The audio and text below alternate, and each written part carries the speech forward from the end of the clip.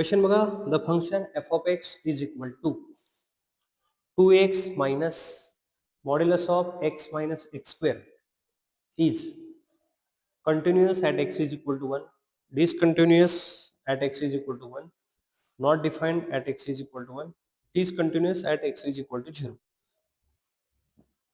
Continuity discontinuity check करायचे, दोनच पॉइंटला चेक करायचे. ते जे दोन पॉइंट तुम्हाला दिलेले आहेत ते कुठले दिलेत बघा. At x is equal to 0 and x is equal to 1. Function continuous कधी येणार बघा. Left hand limit, right hand limit आणि एक्झॅक्ट पॉईंट सगळे इक्वल आले तर फंक्शन कंटिन्युअस होते. ही रेग्युलर डेफिनेशन होते. तर आता आपण 0 जवळ बघायला जर गेलो, 0च्या लेफ्टला, तर 0 मायनस म्हणू शकतो आपण. ओके. पहिल्यांदा हा जो एफ ऑफ एक्स दिलाय बघा, तो 2x modulus of 2x minus मॉडमध्ये x मायनस एक्स स्क्वेअर आहे.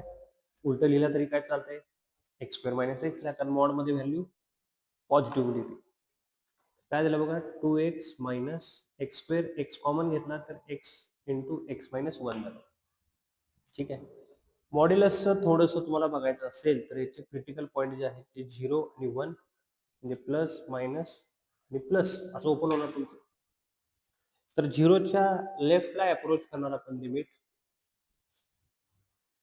तर बघा काय राहणार आहे ते, limit x tending to 0 2x minus modulus. पहिल्यांदा काय ओपन होणार आहे बघा, 0च्या लेफ्टला हे पॉझिटिव्ह ओपन होते, म्हणजे आहे तसं एक्स मायनस एक्स स्क्वेअर आहे तसं लिहूया. मुळात एक्स हे अप्रोच 0 आहे, तर ह्या सगळ्या व्हॅल्यू 0च होऊन जाणार.